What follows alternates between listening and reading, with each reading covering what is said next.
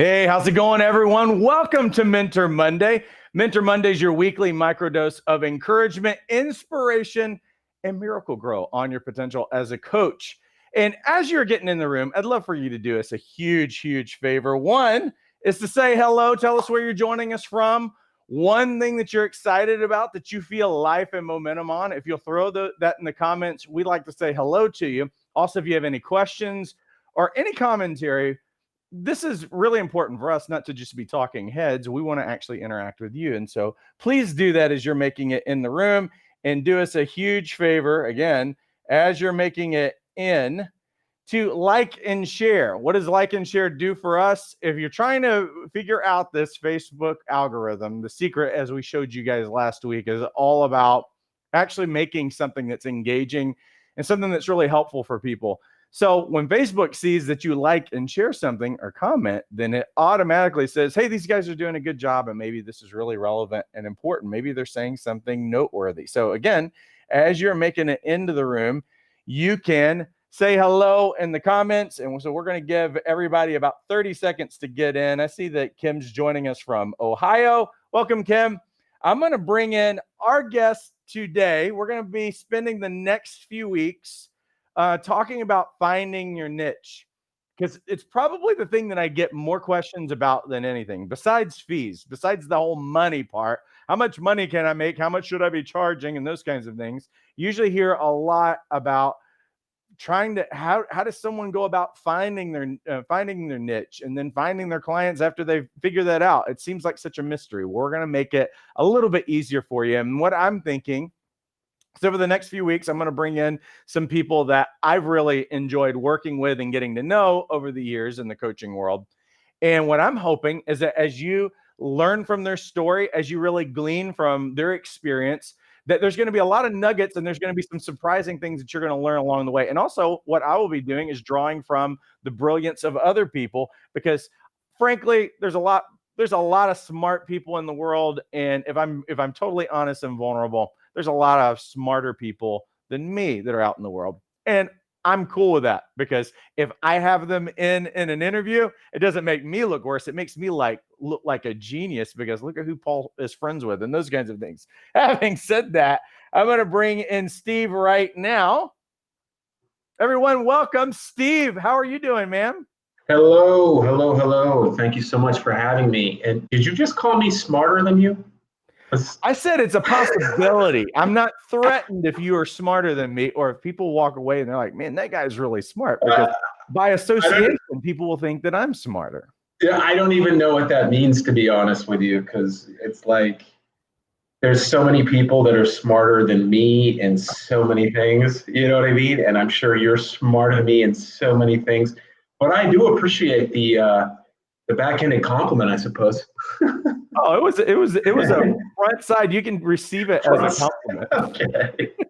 Let's say hello to a couple of people. Richard's joining us from LA. Hey, Richard. And Desiree's joining us from Texas. One day I'm going to learn how to say Waxahachie. Am I saying it right? I mean, I lived in the South for a good portion of my life. I should know these things. Monique's joining us from Virginia. Very excited to learn more ways to market my business. Cool. Nikki's joining us from Atlanta. Pam from Jersey. Leslie's joining us. She's going to ask, she's got a great question that we're going to answer. Monique says, hi, Steve. Hi, Monique. Desiree saying, hi, Steve. Hi, Desiree. Sarah's joining us from Pittsburgh. Okay, awesome. So I know many of you have not gotten to know Steve as I have. And so, Steve, what I would love for you to do is tell us a little bit about your background and how that ultimately helped you kind of find your niche. Sure. So I suppose the first thing to really talk about is like why did I even become a coach? And it's interesting. So I grew up with a bipolar father, and I can remember saying to my mom, I remember this so vividly, sitting at the end of my driveway. We were in the car, I'm in the passenger seat. And I said to her, I said, I just would love to know what's going on in my dad's head. And she goes, no, you don't ever say that. No, and I think there's a part of me that, at first it was like, I remember being in high school and thinking about how like I potentially wanted to be a therapist. And then for whatever reason, I didn't head in that direction. And then fast forward years later, and I've always been so fascinated with personal development and just growth and all that stuff. And um, but I was still struggling in my own life as far as like, I always had this underlying like stress, anxiety, depression that would show up when things got really hard. And it wasn't until I really started to learn some of this deeper mindset work that I use a lot in my own coaching that I was able to really clear that. And that's only really been in the last few years. And what I found, and especially in my niche of dating and relationships, is, traditionally it's like a dating coach. And I had this conversation with you right before we started, Paul. But when you think about a dating coach, especially for men, it's all like this pickup and seduction and mystery, and the game, and all this stuff. And I go a lot deeper than that, because it's like, what I realize is this authenticity piece of being a man and stepping into that and clearing, these paradigms and these underlying stressors and emotions, these blockages that exist. And so that's where I really like to take it with these guys that I work with, on top of obviously helping to coach them in the external real world.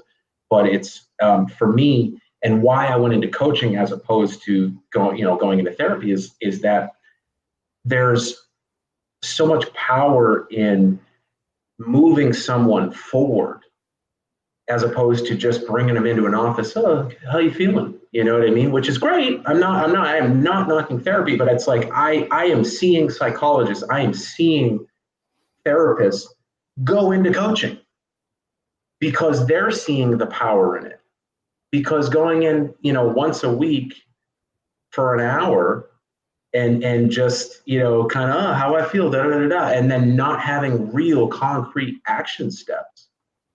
To me, it's just nowhere near as powerful as being able to really set up this powerful coaching practice where you can help people move forward in their external world, but then also have these back end, mindset pieces that when people aren't moving forward, you can really help to remap their beliefs and help them clear emotional blockages. So, and I know you always say it's like, oh, we're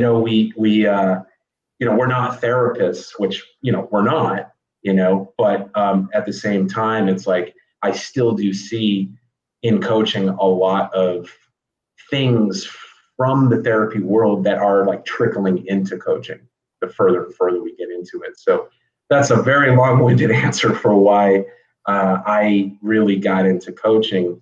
But that's why. I find a lot of coaches, sometimes they stumble into the niche that they found. Like, I think for a lot of people, they kind of think that coaches are just like, okay, this is just going to be a seamless experience where I go do this and then I find my deal. What was your experience specifically on how you latched onto? Because this is a very specific niche. It's coaching men, and it's dating and relationships. So how did that come to be? Was there anything in your past that kind of helped you find that? What was your discovery process? Yeah. So because of my past, I got really good with women. And when I say that, I mean with short-term attraction. So I did really learn, like the very thing that I'm like kind of harping against is what I got very good at. But then as I matured, I realized, well, wait a minute, I'm actually running. Like that's what I'm running from deeper relationships. I'm running from the deeper and best parts of myself. And so, it's like, well, yes, learning the dating and the short-term attraction and all that is important, but it's a smaller piece of the bigger puzzle. And so, when I first launched, which was a little over 2 years ago, um, I was calling myself just a dating coach. And then all of a sudden, I was being kind of blocked into that, some of that pickup artistry and seduction and all that. And I was like, no, no, no, no, I don't want anything to do with it. I am not mystery. I will not be peacocking. I will not doing any of that. Right. And so I actually had to pull back from coaching. I was still doing some stuff. I was an enrollment coach for a woman who was, she helps women fix their marriages. And so I did that for about 5 months. I actually did terrible at it, believe it or not, because I couldn't stop thinking about my own coaching business the whole time. But, and then though the experience, I mean, it did teach me a lot, but now I call myself a dating and relationship coach. And I'm also like really going after a little bit older of an audience, and what I see is that when you have a man and he's in his early 20s, he doesn't really know himself, right? And so he thinks it's like all these just learning like how do you talk to a woman and pick up and this and that.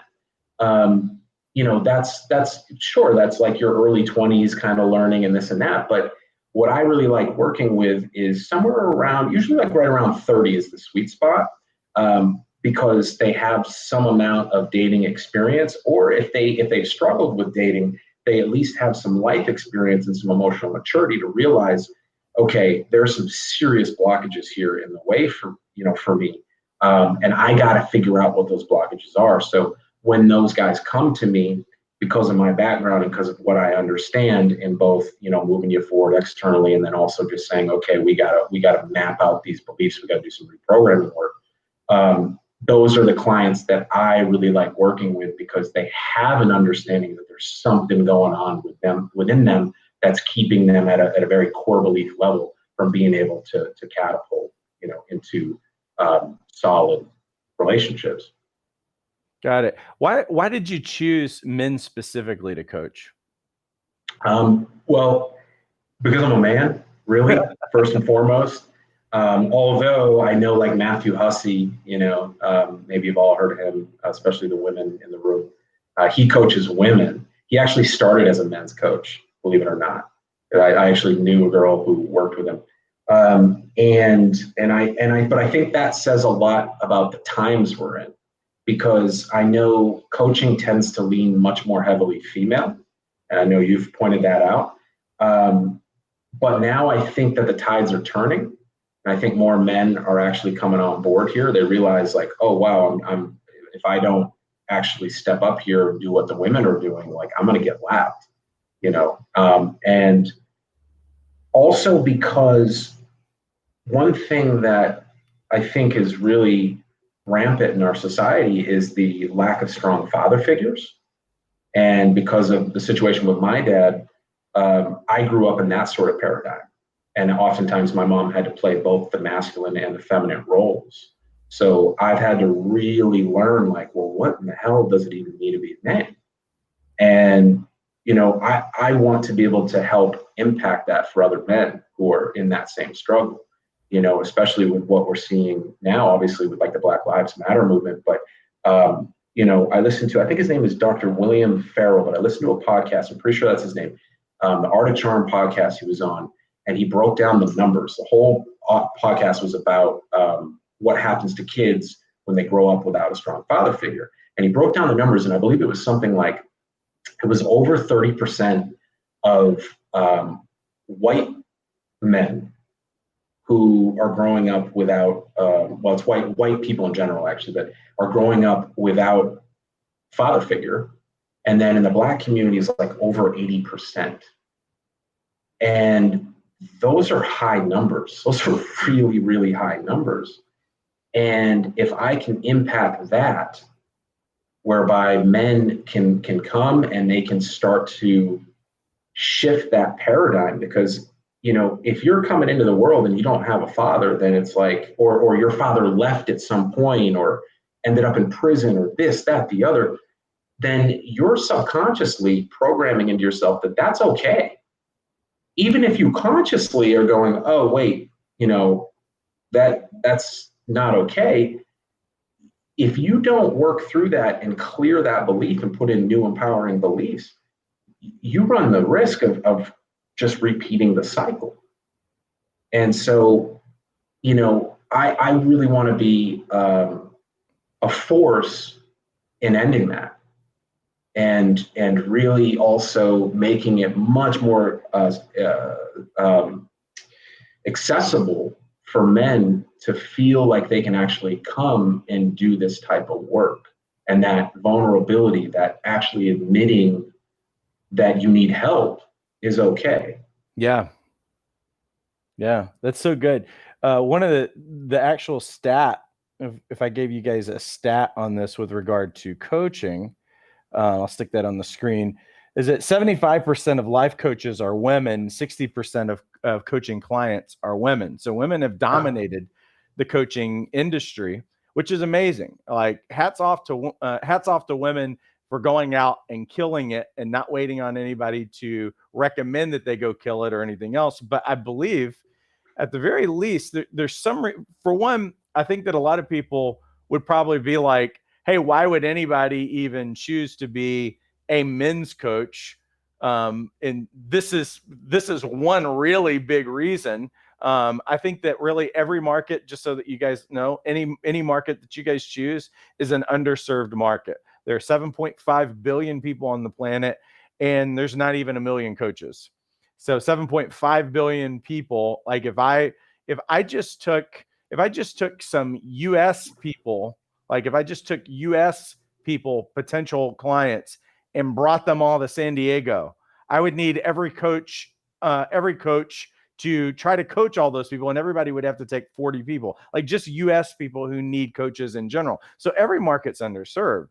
But what I believe that Steve's doing in this case, it's not just a niche, but it's really a micro niche. It's being able to understand that there are people, for one, not going so generalist because you're afraid of being specific about things, but also realizing the incredible opportunity, and that there's more than enough. There's more than enough clients for you. There's more than enough clients for Steve. There's more than enough clients for me. As far as the world is concerned, there's an abundance with regard to all of that. But actually knowing some of the things like Steve's actually doing, one of the things I commend you on, Steve, and I always tell coaches to do, is to make sure that you do homework on who your target market is, so that you know so that you actually know these kinds of things. I've kind of lived in a weird world personally. Hats off to all the fathers who are out there, because yesterday was Father's Day. And for those of you who didn't see the picture on, I wish I could make that thing a little bit smaller. Those are my pride and joy. Like, this is one of the main reasons why I know that I'm on the planet, is these extraordinary, powerful women. And these are all three of my daughters. Like, I've not gotten to raise a son, so I don't know what that's like. Obviously, I am a guy. But it's kind of an interesting thing as we're kind of figuring out what our niche is and who we help or whatever, that, in our school, 80% of our coaches who go to our school are 85% are women. 80% of the 80 plus 80% of the people who watch any of my videos are also women. And so it's interesting that even in my journey, that I feel like God gave me women, and raising up powerful women has been what I've done for 20 years in my own house, but now it's like, it's interesting how that dynamic actually kind of shifted.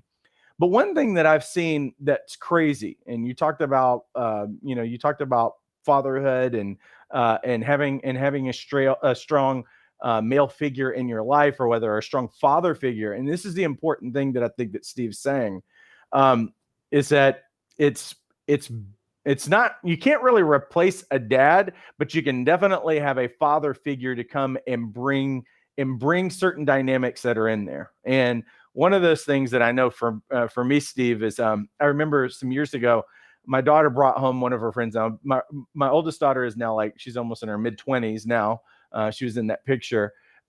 She had one of her high school friends come over, and I hadn't seen her in a while or whatever. And I've always been really careful about I've always been very careful about talking to my daughters about knowing, boundaries and watching out and all of this, all of those kinds of things. But when she had one of her friends over, and I'm always really careful about, like, if I hug a woman who is not my wife or my daughter, I'm just really careful about all those things. But I remember her friend came up, we hadn't seen her in a while, and I just kind of gave her, it wasn't like a full-on hug, but it was just kind of like this hug or whatever. But I remember the conversation that my daughter told me that she had later. She was like, when my friend came over and you hadn't seen her in a while and you hugged her, she said that she instantly started crying. And I was like, well, what happened? Did I do something wrong? She was like, no. She said, wow, as soon as I felt your dad hug me, I felt a father. She said, and when I felt it, it made me feel like my dad was hugging me, if my dad had ever hugged me in my life. And that was the moment in my life where the light bulb went off, because not only was I heartbroken over what I feel like should be a normal experience in her own development, like even in neurological development, if a baby does not see the delight of their parents and are not held, there's something that's not actually switched on and actually created in them. That's part of its identity, and part of it's a lot of other things. But one of the things that struck me in that moment, and I'll shut up after I say this, one of the things that struck me in that moment is that I'm never going to be this girl's father, but it struck me that even in a relationship like that, where I'm just the parent of a girl that she's friends with, that it can move someone, and it can give them a semblance of something that their heart's really desiring. And so I'll shut up and I'll turn that back to you, because I know you're talking about how you step up into this, how you're stepping up into this, and what you found as a felt need. And I'd love for you to talk about what are some of the felt needs that you're noticing, that I think that everybody should be doing homework on their target market. But what are the felt needs? You started noticing these things, and now you've kind of stepped up into this place of creating a coaching practice around this thing. Yeah. So, well, felt needs, when you say that, also to me, what I hear is pain points. Is that okay? So and I'm sure a lot of other coaches who are on here are like, pain points. What are the pain points? And if you want to know what the pain points are, the easiest way to do it is just to put yourself out there. So on Instagram, and I've, I have clients right now, but I have not been putting myself out there, because when I stepped away, like, I literally just put my website back up today. No, last night, actually. Just in case, anybody who's on this wants to go take a look, but I still have things I need to tweak on it. And the reason why I had to take it down was because the initial funnel that I created was not what I was getting from all the felt needs, as you say, that were coming in. So when I was on Instagram, I was committing myself to doing 2 videos a week. And when you do that level, and these are, and most of these videos, I'm not in front of a teleprompter. I'm just like, I have like a 1-sentence idea, and then I'm just coming from a place of knowledge, vulnerability, the heart, especially.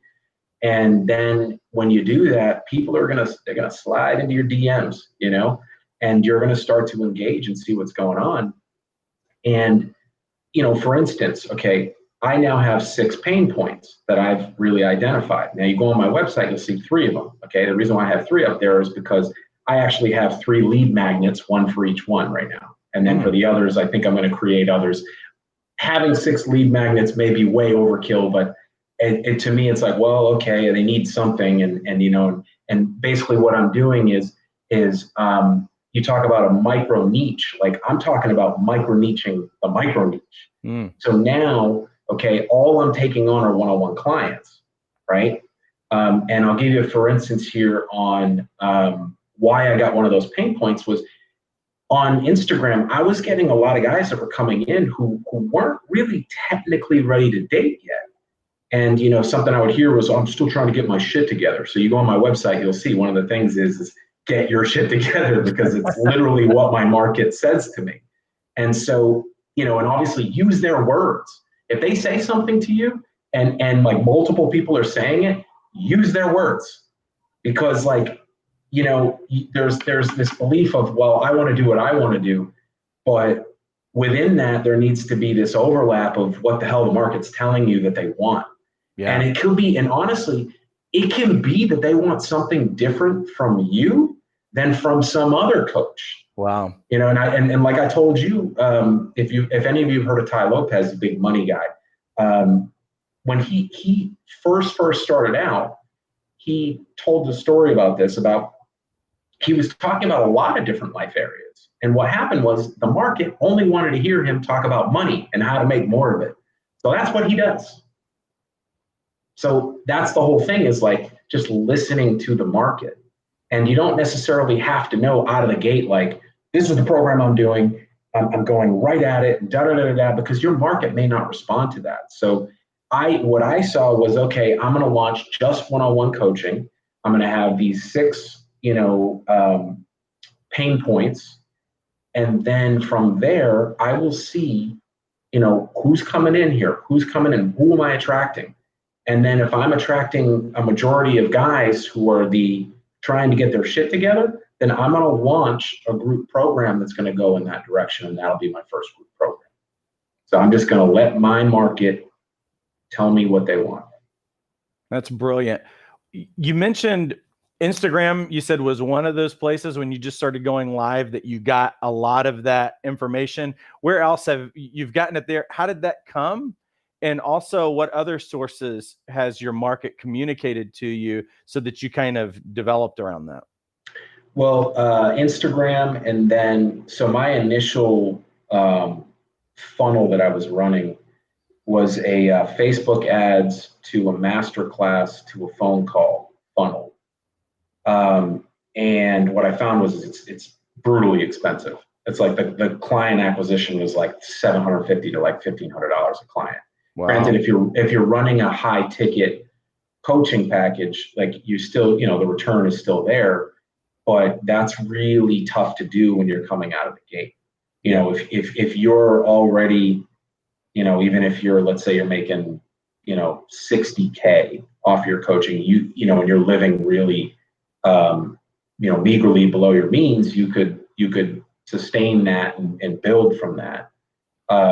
But there's just better ways to build. And it's like you talk about, I mean, if you're a good public speaker, or you're good at, public speaking, even here, this is public speaking, being able to run a webinar, things like that. That's a super powerful way to bring clients in the door. And so when I pulled back, I said, okay, I'm, and to answer your question, that's where I was still hearing a lot from the clients, because I was getting on phone calls. And when I'm getting on phone calls, I'm seeing all the different guys and like what's going on in their dating lives, what's going on in their actual internal, within their internal well-being, so that I could assess, okay, this is the age group that's actually reaching out to me, and this is what they have going on. So that was another source. But the biggest thing is like just really putting yourself out there, going into Facebook groups. You can do that. I mean, I did that at one point. I was going into like divorced dad groups and other sorts of groups like that, just to kind of see what guys were saying and where they were at. And, then you'll learn too. It's like, well, where do these people live? Because this is another thing, right? Is you can have all these people who have the issue. You, as the coach, know they have the issue. They can even know they have the issue, but are they ready to actually tackle the issue? Yeah. Or are they still living in complaint and victimhood? Because, coaching is all about how your client controls their own well-being, their own perceptions, and because, if you're going to have a successful client, they have to 100% take on ownership. of their lives, right? So that's another piece too, is like your niche has to be the people who are actually ready to accept coaching as well. Exactly. So just going back to what Steve was saying, one, he was going live on Instagram. He had messages that were going on. He was also visiting some online groups to just pay attention, just to actually pay attention to what people are saying. One of the things that Steve's talking about is one thing that I stress to coaches all the time. What Steve's talking about is if you will listen to what people are talking about and what their pain point is, I want you to, the pain point is actually synonymous with the objection to working with you. And most of you probably haven't thought about that. But if somebody doesn't want to work with a coach, it's really never about the money. And I know some of you think about it, so if you price people exactly right, then it's all about the money. It's never about the money. It is always about the benefit and the value that people see in whatever this thing is. And pain is a greater motivator than pleasure. That's why we actually look for those things, is that people want to get out of pain. Now, if you talk about someone's pain and you use their words, as Steve's saying, then you know what that does is that instantly makes a connection with you, creates an engagement point between you and the potential client. You're not sitting across the table from them anymore. You're sitting on the same side of the table, and you're trying to work together to solve something, to get a solution. And so the objection that anyone has of working with a coach is really like, okay, do you know what I want? Do you understand what's in the way, and do you have a solution for it? And so that's why we use the language, as Steve's saying, as you're listening, you're using their words. Why is that important? Because people are words kinds of people. The language that we use is one of the things that unite us, that connect us, that make us feel listened to. Even as you coach someone, you'll ask questions and you'll respond. You'll use words that they used. It's one of those things that it mirrors someone and they feel understood. It's not about waiting to give somebody a response. It's waiting to actually listen to what they're saying. And you show that you're listening by the fact that you use their words and you repeated their words, and you held up a mirror for them. And so that's what Steve's doing in this and it's brilliant, is to listen to people, use their words. And what the using of the words are, and that is talking about what do they want, what's actually standing in the way, and what solutions do you actually have a solution for what they want. That answers the objections. So that's why when you know the pain point, you're actually they're telling you what their objections to working with a coach are. And if you can list those three things in your messaging, now you've got a real viable potential client. Now, there's a couple of other things, like Steve mentioned, that if somebody's still in victimhood, or they're just still only simply complaining and they haven't crossed the threshold to actually want to do something, that's a point that everybody has to get to. But in our job as coaches, if you can really have your messaging, and you can have the story that you're always telling, the narrative that you're always talking about, is going to be for Steve, he's identified 6 pain points. You may not have as many. You may have 3. I mean, even as a school, we identified those. How did that happen for me? Is I knew who I was as a coach. I'd come out of 2007 with a 400 credit score because we lost everything. We lost our house. We lost everything. Literally. And I'm not trying to tell a story that everybody is trying to tell. Like, my literal experience was I was doing everything that I could to provide for my family during that time, and we just lost everything. And we spent about 6 weeks basically homeless, having to live with people, which is the craziest thing. And out of that experience and coaching coming to the forefront, it was like, what did I need as a coach?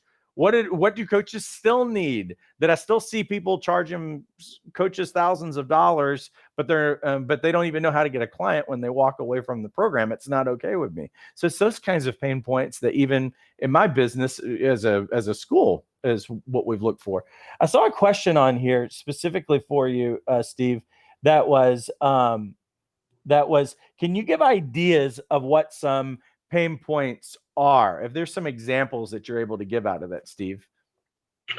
Well, I mean, within my niche,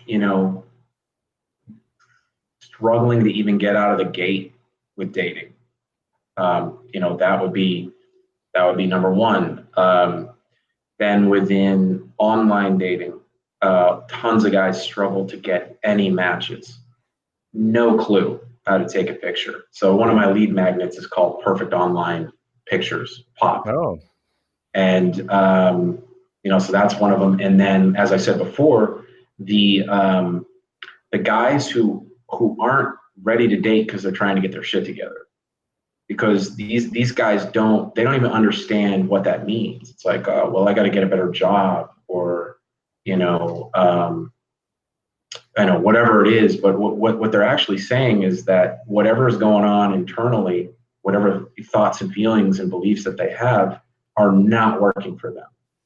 And so, for me, because I'm dealing with men, and I'm trying to use their words, so I call it, get your shit together, is because I want to sell them what they want and what they think they need, and then I'm going to give them what they actually need.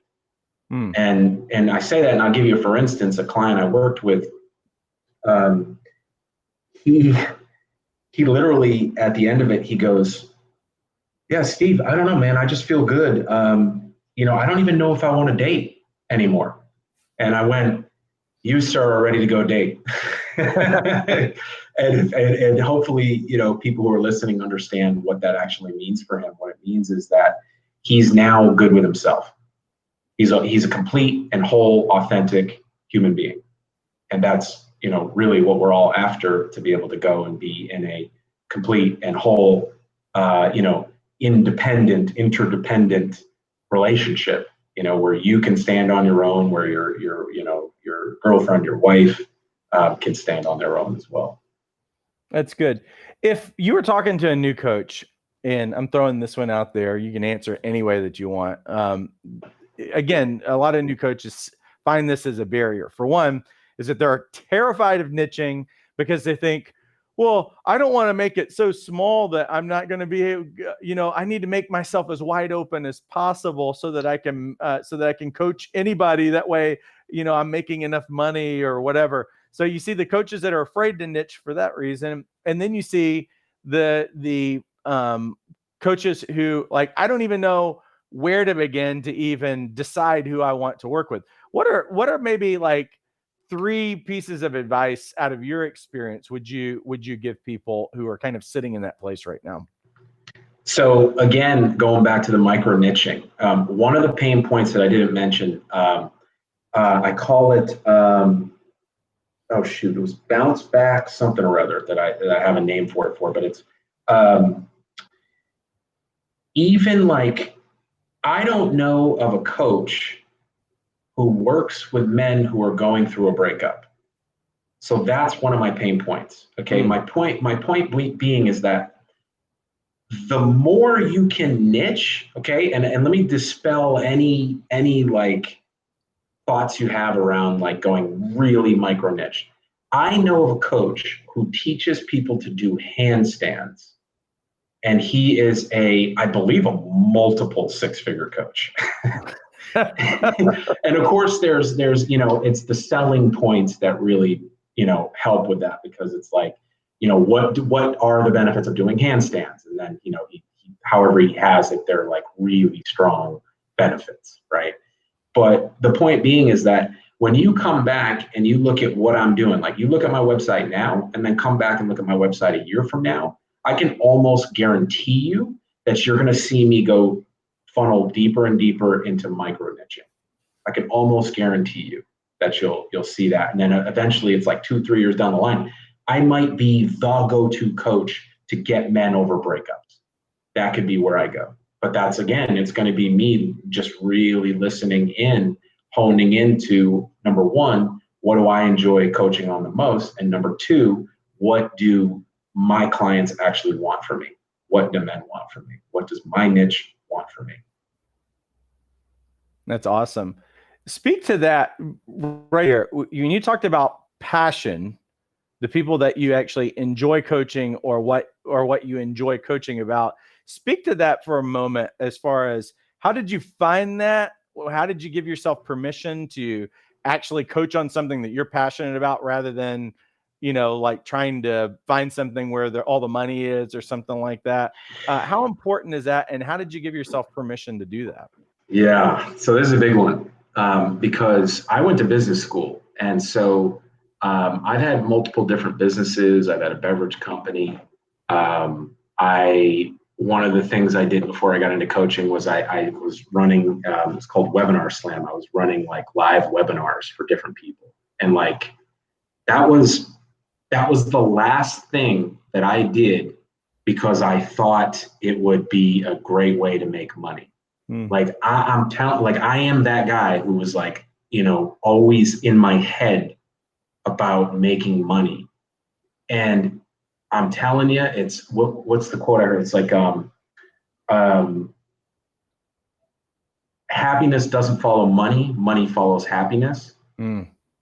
Um, and it's the heart-centered approach to not only business but life is what the world needs right now. 1,000%. Yeah. Um, and obviously, yes, you still got to learn how to monetize. Like you still got to do that. You still got to do the internal work on yourself, belief work as far as like what you're worth as a coach.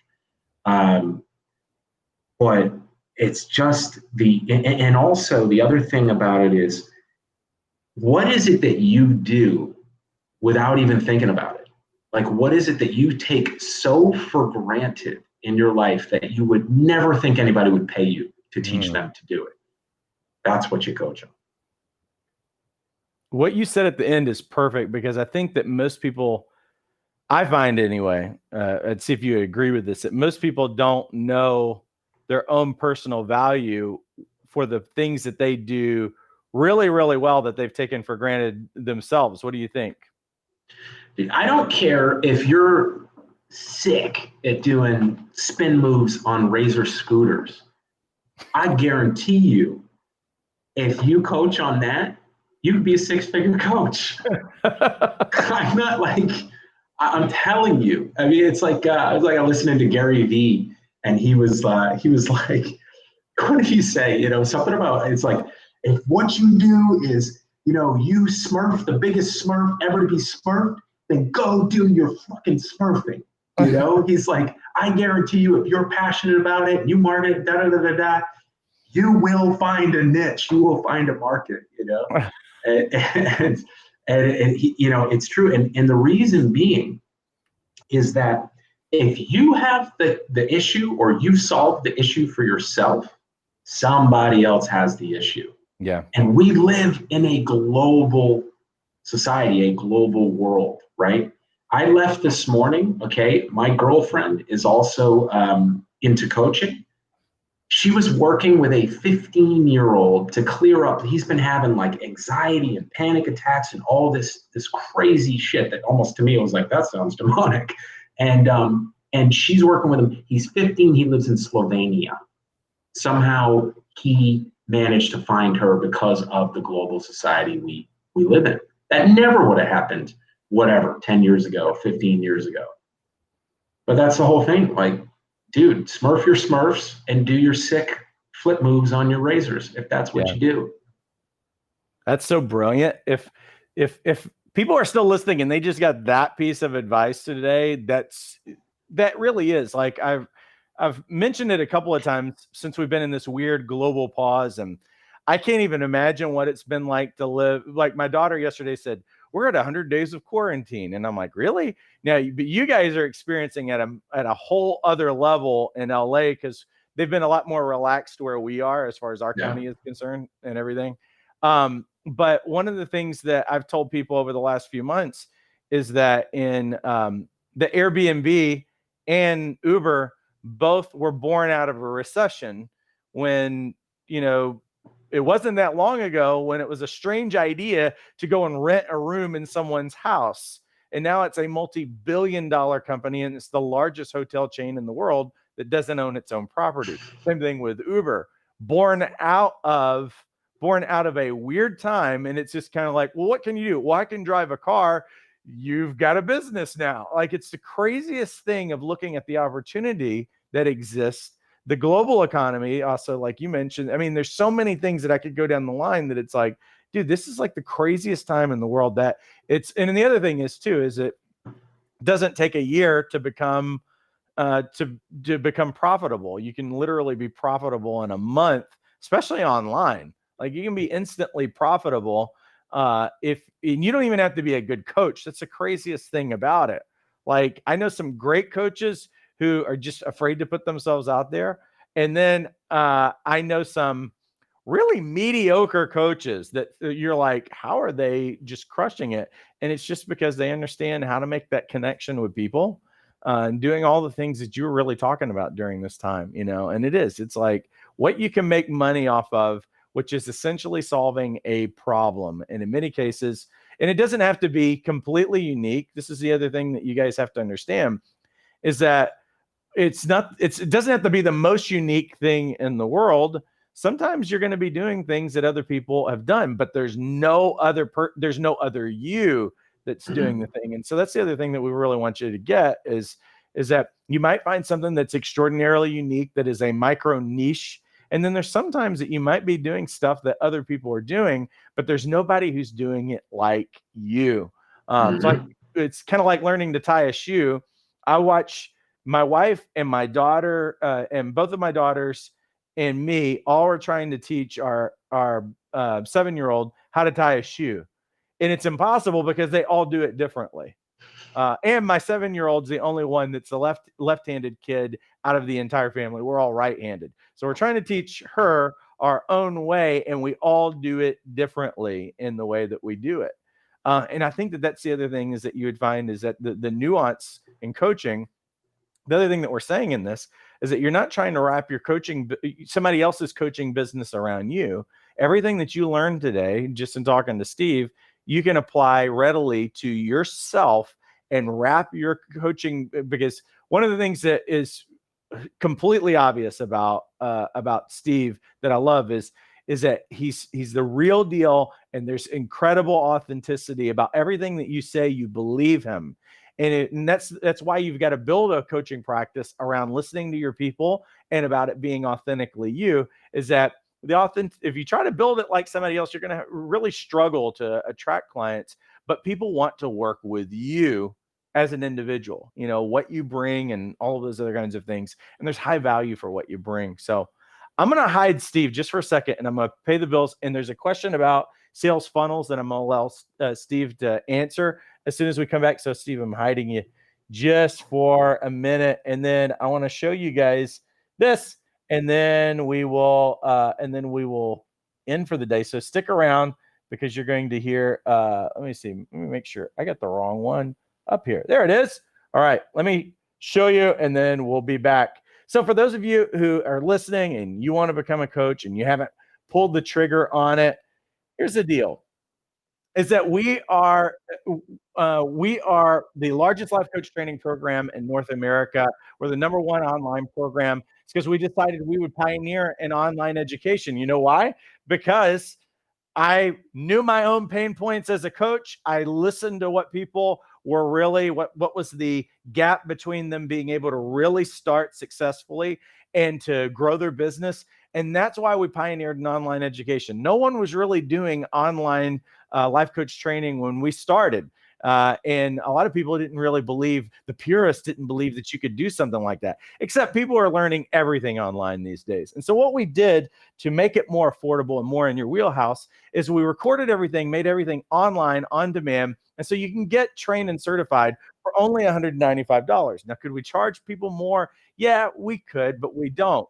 And so when you go through the 10 modules, you learn the core competencies of coaching. When you pass the exam with a score of above 70%, and we don't charge you for retakes.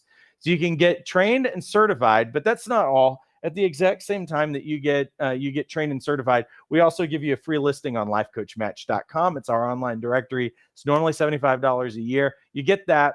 Also, even your credential has a social media integration tool. So you can pull it into all of your social media, into your LinkedIn profile. You can pull it into your website. We did that because we realized that a piece of paper doesn't have a whole lot of value in it these days. But if you can show people, because we're very business savvy and we're very business focused, we're about coaching proficiency, but we want to see thriving practices. And so that's why we invest in those kinds of tools. But for some of you who would really need the business development help, we have a Jumpstart program. It's only $97 a month with a 3-month minimum commitment. What do you get in that? We have a 20 module business development roadmap that gives you the A to Z on how do you start your business. And we go into great detail with a lot of tools to show you how to discover your target market, your niche, how to sell yourself, how to attract clients, how to do a 1-minute pitch. If you were at a networking group, we actually show you how to do a 1-minute pitch. We do all these things. One of the things that we show our coaches how to do is how to create multiple streams of income. Because even though you can have one stream of income that's one-on-one clients, we've got coaches who are doing online programs, who are doing group coaching. They're doing a lot of different things because we want you to work less, invest more in your clients, and get financially free. And that's how you do it. So all of that's covered in the 20 core modules, but we also do a live group coaching call every Wednesday where you go live with me. You get to ask any of coaching related questions, any business related questions. We want to make sure that you don't get stuck along the way. We'll give you feedback on anything that you're working on. There's an online community where you can connect with other coaches, role play with one another, all of those things. And you also get trained and certified in Jumpstart. So it's $97 a month, a 3-month minimum commitment. And for any of you who think that that's a lot of money, it's really not. I'm going to bring Steve back in. It's really not a lot of money. So for those of you who think that that's a lot of money, well, here's what it is. It's this. Yeah, this is what you're spending on Starbucks. This tiny cup of coffee is $3.25 a day. That's if you get just a basic cup of coffee. You don't leave a tip, and probably they don't charge you any taxes. Good luck on finding that. But that's how much you're already spending on coffee. But it's probably not generating a 6-figure business for you yet. And so we invite you to come and be a part of what we're doing over here. Steve is back. Hello. Thanks for sticking around, Steve. Absolutely. Let Steve speak into this one question. Nicole says, can you talk a bit about your sales funnel? How do you get email addresses? How do you get people to go from watching your webinars to coaching with you? And how do you find the people in your niche? What would you say, Steve? Well, I would first answer a question with a question. And I would say, why do people coach with you? They coach with you because they like you, they feel comfortable with you, and they have a rapport with you, right? And because one of the mantras that I live by with coaching is, if they're not getting the result, it's your fault as the coach. If there's resistance, it's your fault as the coach because there's a rapport piece that's missing. So when you're talking about a sales funnel, what are we talking about? We're talking about exposures for them to get comfortable with you. And that's a piece of, well, how comfortable are you with yourself and how comfortable are you with being authentic so that you're actually connecting very quickly with people. And that's like, to me, that's like the most important thing about being a coach. I think it's the most important thing about being a human. Like my saying is, live your life in rapport. It's an easy life, right? And so, I remember I was in a BNI group, which is, like a business networking referral group. And when I started to get people from the group who wanted to work with me, and I was coaching, but it was on nutrition and health and wellness back then. And it was when I did my presentation, and it was like, because, you gotta use your strengths, right? So mine is public speaking.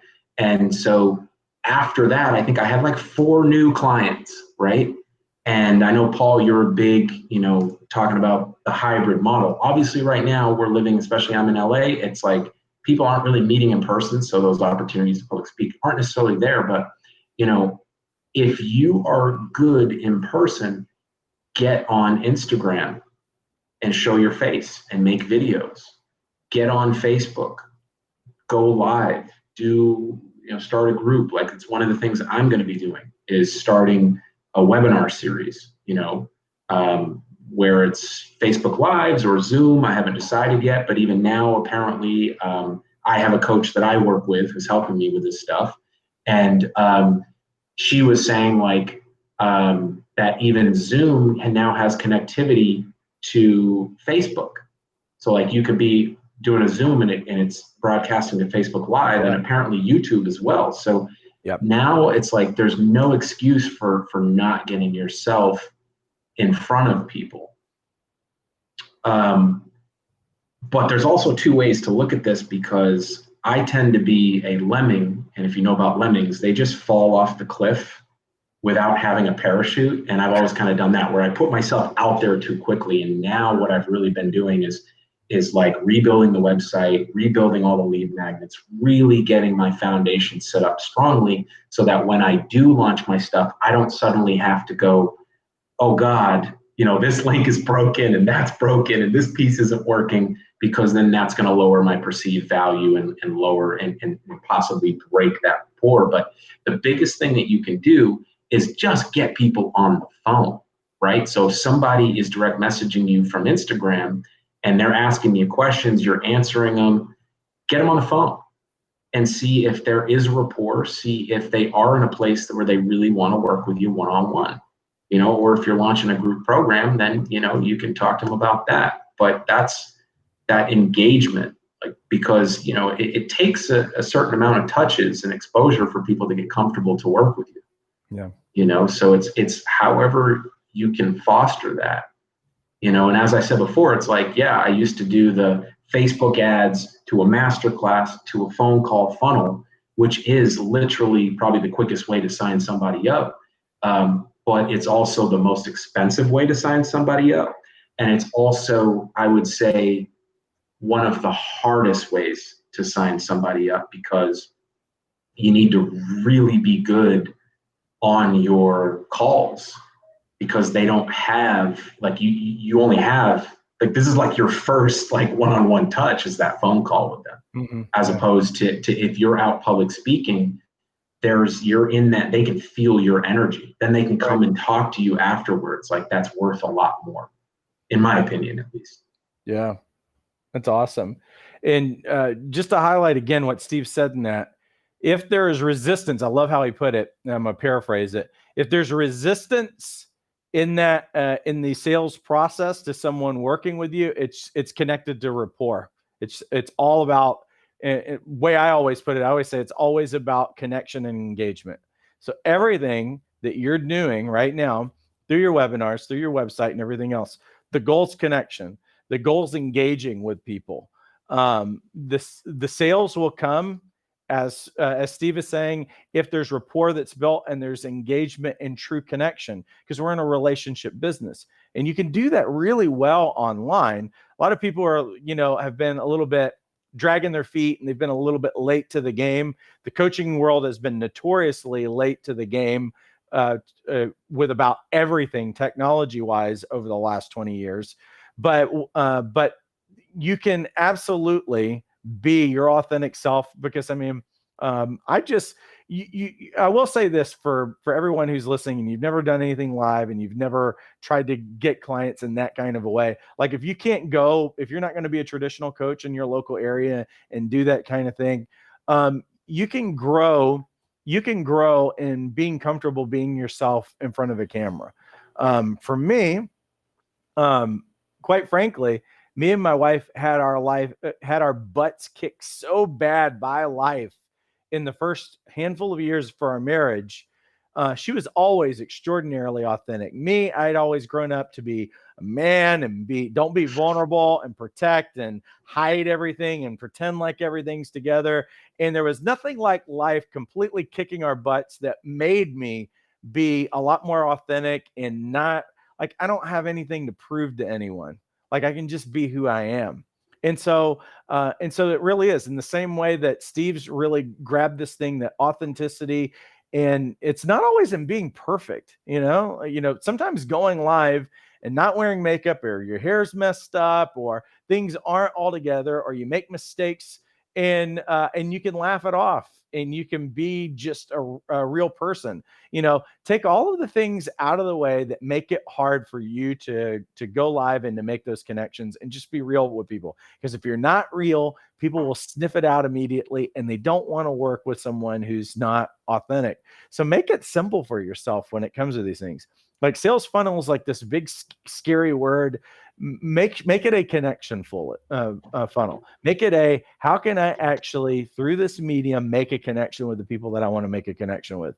And the coaches who do that have no problem getting clients. The ones who want to make themselves look perfect and all they're doing is stacking rocks at the beach and talking about philosophical mumbo jumbo, those are the coaches that are really, if you're creating that distance between yourself and someone, that's always going to be what creates the challenge. So funnel is all about connection. The funnel and the whole process, if I saw a funnel, think of it as this is the lowest level of connection to the highest level of connection when they become a client. So hopefully that's helpful. Yeah, and I'll add on to that. When I'm doing my videos on Instagram, I literally say, "Hey, you guys got questions? Just DM me."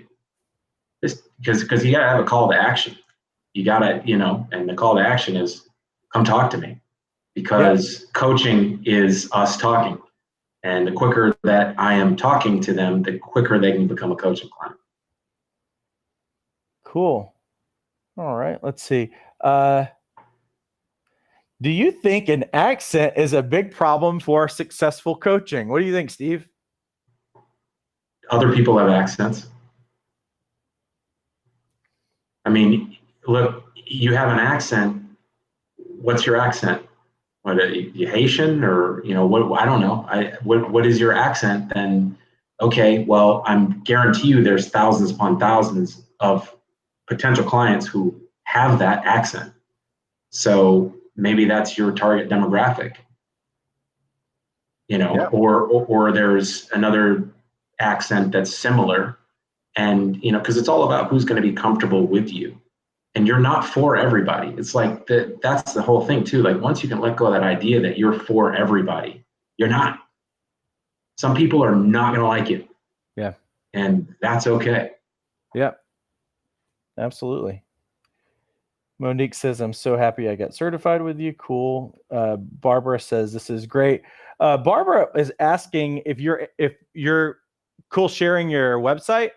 Yeah, I was gonna actually, I saw it in here. I was gonna type it in here. For some reason, I don't have that option on my screen. But yeah, it's stevetwood.com. So it's just stevetwood.com. All right, I'm gonna stick that on the screen as well. So if anybody wants to check out what Steve is doing over there, I'm gonna look at it. I'm gonna look at what you've got today, Steve, because I know you were telling me that. Yeah. Oh, yeah, that's right. I need to make the caveat. I put it up so you guys can see it. I'm still working on it. There's still stuff. There's buttons that are not working on there yet that I'm still working on, but you guys can get the general gist of what I'm working with.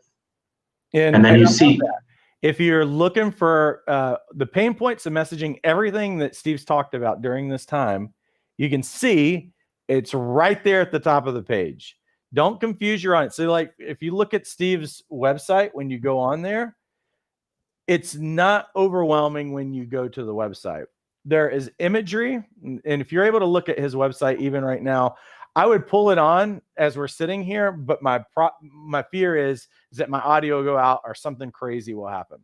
But if you looked at Steve's website right now, I might be able to just pull it up on here really quick, just because it's a really good example. I can pull it up on a different screen. Sometimes with these stupid tablet things, they have a little lag, and so if I can get it to work, I'm gonna do it. Come on, work, please work. It looks like it's gonna work. I'm just gonna show you guys this really quick. When you go on Steve's website, so I'm just gonna switch the video. It's really clean and it's obvious what Steve does. This is clearly how we always tell our coaches to build websites is that there's no question as to what Steve does. Oh, let me be clear, Paul. When this lightning bolt idea of what to put here, I call it the God spot, but people call it above the fold also. We were on last week when it hit me, and you were talking about how people read a website. You were like the Z or the F or whatever. Yep. And then all of a sudden, because I had already kind of been mulling over different ideas, it just lightning bolt just hit me. And I was like, oh my God, yeah, what is somebody comes to a website, they want to know how the hell you can help them. Yep. So I just was like, how can I help?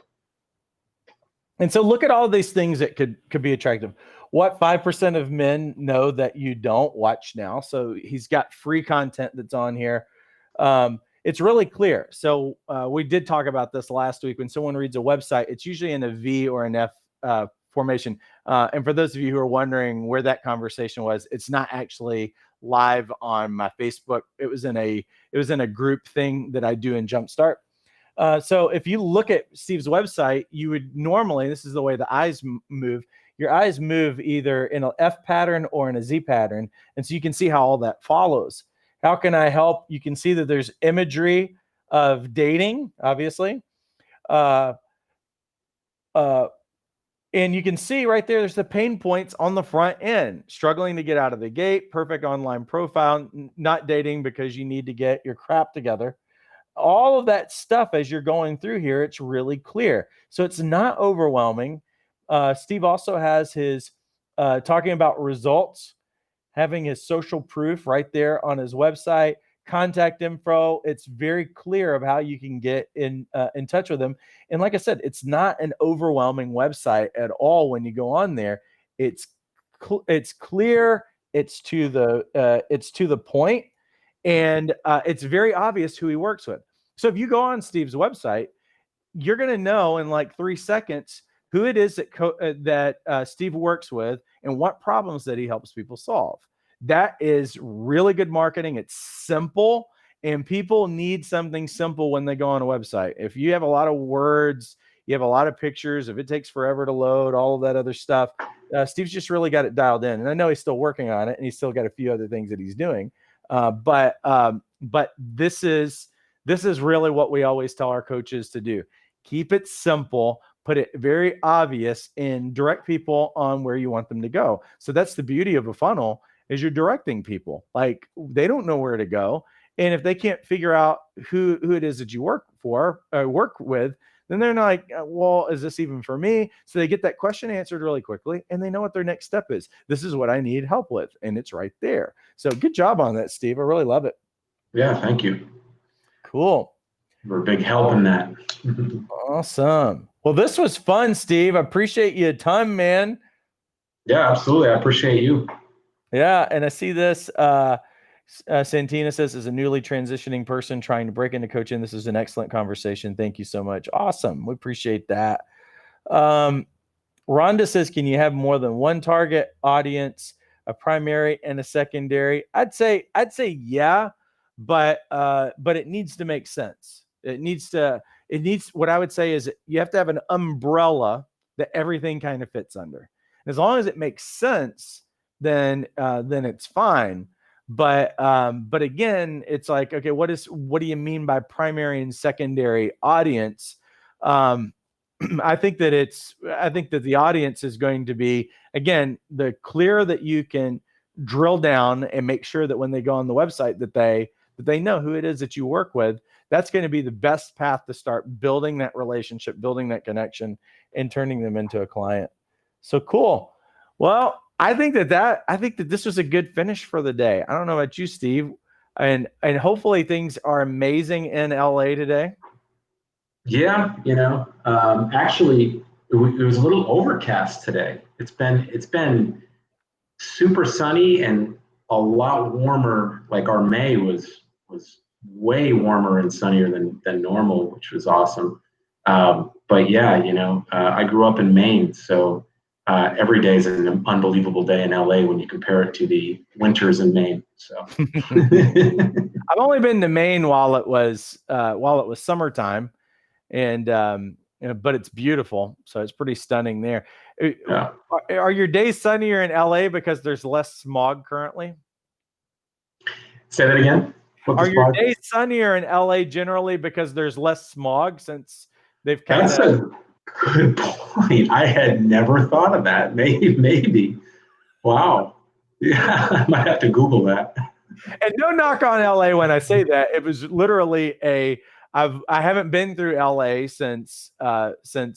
it since everything's been kind of on a limited, I don't know, a limited lockdown or whatever. So I've been curious as to what is the visibility and all that compared to, like, you don't know what you don't see until you see it. Yeah. Well, Paul, there's a documentary called Pump that I don't know if it's still on Netflix, but it was about the oil industry. And back in LA, when they had switched over to, I can't even, ethanol, maybe, I don't know. I don't even remember what the name of it was, but it was the clean burning fuel. They said the smog literally lifted out of LA. Wow. Yeah. So that may very well, you know, be a lot of what is happening. That's cool. Yeah, it's been warm around here. Like, I definitely had a couple of weeks in the studio where I was like sweating, and then this week we're experiencing the same thing. This kind of like overcast, kind of chilly. We had a plan to go up to Monterey tomorrow, but I'm like, dude, it is cold up there right now. I want to Mm. it'd be basically a drive all the way up there just to visually see stuff, but you're not going to go out on the beach when it's like cold and windy and overcast and it's in the low 60s or something like that. So Yeah, for sure. a terrible problem in California, isn't it? I know. People in Maine are, shorts and a t-shirt in 60-degree weather. Yeah, the beauty of LA. So for any of you who still have a hang up on visiting California, I'll tell you, you can see and do so many different things within about a 3 mile radius of, I mean, not 3 hours, but within a 3 hour radius of pretty much anywhere that you go in California. So even if you're in LA and you go 3 mile and you go 3 hours east, what you see and experience is completely different, whether you wanted to go climbing or do outdoorsy stuff or whatever. And actually, that stuff's not really what most people don't even think about, even around Hollywood and everything else, is it's like you can actually do outdoorsy stuff very close by there. Like, you don't even have to go that far out to see stuff and experience. It's kind of interesting because people only think of like Los Angeles as only being Hollywood or only being city, which that exists, but you don't have to go very far out to have all kinds of experiences and nature and do all kinds of cool stuff and have pretty much perfect weather for it. So The most hiking and mountain biking I've ever done is in LA, which is crazy. yeah, it's nuts. But that's why we all live out here. It's Yeah. it's pretty stunning. And I grew up in the South, so when I was, and no knock on the South either, but when I was growing up, I lived in a little bitty town, and we thought that anybody who went out to live in California, like, man, those people must be crazy or whatever. You only have rumors about it, but then when you go and you're just like, oh, this is like completely different than anything that I ever imagined seeing or whatever. And it's a weird state from the standpoint of where you can literally drive miles away from somewhere and have a completely different temperature and climate. It's the weirdest thing in the world. Have a different climate. So if you want it to be sunnier, you can go there and move 3 miles away and suddenly it's sunnier, or have less traffic, or have the suburbs, or if you want city, or if you want beach, or if you want mountains, or if you want snow. It's the craziest thing in the world. So it's a beautiful place. I don't know why I'm sitting here trying to sell California to everybody. I guess because we're close by neighbors as far as that's concerned. So You're finding your niche. You're gonna become a coach for people wanting to move to California. yeah, we finally decided we're in here for the long haul. So when you finally really establish roots and everything, it's like it's a pretty unique, pretty cool place. And I don't know, I've enjoyed it. I like going to the beach. I wasn't really much of a beach person before really moving to California, and it took a little while. I like the beach. I didn't like dealing with the sand, and the water is cold out here. That's the Yes. only hard part. Yeah. It's warmer. It's warmer Yeah. around LA, but that's not even. It was like bathwater when we went to the Gulf Coast when I was growing up. So, Well, I was in Miami before I came to LA, oh, and I'll tell you the biggest difference is in LA, that's where all the volleyball is. Because in Miami, everyone's in the water. mhm. Out here, I ain't going in the water. I think I've been in the water probably half a dozen times since I've been here. Yeah. For my 45th birthday last year, I ran into the ocean for the first time while it was cold. There was one other time in San Diego that I went out into the water, and it was unusually like, because we have our summer late, hits like October, which is crazy, September, October. Yep. But I charged out, turned 45, and my birthday's at the end of October. So I charged out into the ocean and submerged myself. First time ever. It's weird that it took that long, but small physical goals apparently at age 45. Not people running marathons and doing Ironmans. I'm running out into the ocean. Summertime polar bear plunge. All right. Well, listen, everyone, we appreciate you guys all spending your morning with us. Connie says, I used to live in Miami too. Yeah. Coming from New Jersey to Charlotte was a great quality of life move for me. Very cool. Awesome. Well, sweet. Oh, there's Santos. He's joining. He was in Stockton today. Very cool. Mm-hmm. Yeah. And there's a few people here in LA. That's awesome. Well, awesome. And there's Barbara. Thank you, Barbara. Barbara says, great session. Got certified here. Appreciate that, Barbara.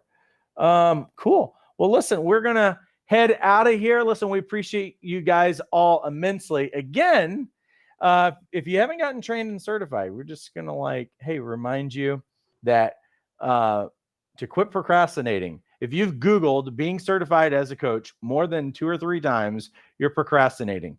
And there's nothing easier. We've created the entire program to be accessible on any device as long as you've got a web browser and a modern device, whether it's mobile or a tablet or a computer or whatever. You have access to the program 24/7. You can literally get trained and certified from your mobile device if you wanted to do that, and you can get enrolled in about 90 seconds today and begin working on that. Again, if you would like to do that, I'm gonna, as we're signing off, I'll put that screen back up and you can get more information about those things. So anyway, Steve, I appreciate you immensely. You're amazing. You're exactly as advertised. And I'm so happy to know you, have you as a friend, and learn so much from you, even during this time today. Appreciate it, man.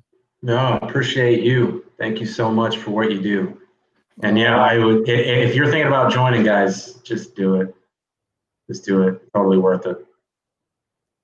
Very cool. All right. Well, I'm going to hide Steve. Steve's saying goodbye. And again, appreciate you guys all a ton. I said that I was going to put that screen back up, but you know what I did is I still have Steve's website on here and everything runs so slow. So we'll do what we can to put that up as we're saying goodbye. Make sure our website again is ilifecoachtraining.com. You can get more information on there on how to get trained and certified, and have a great rest of your week and take care.